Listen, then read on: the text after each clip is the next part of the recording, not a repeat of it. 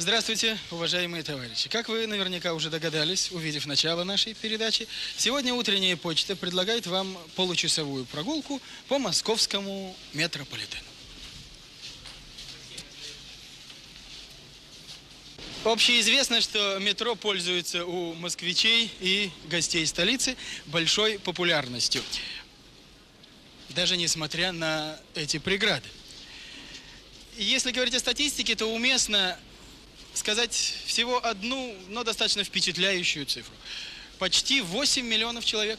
Такое количество за день пассажиров перевозит московский метрополитен.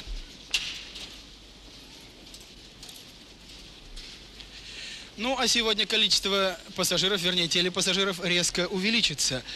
Но я думаю, что это не доставит дополнительных хлопот работникам метрополитена. Дело в том, что мы разработали свой телевизионный маршрут.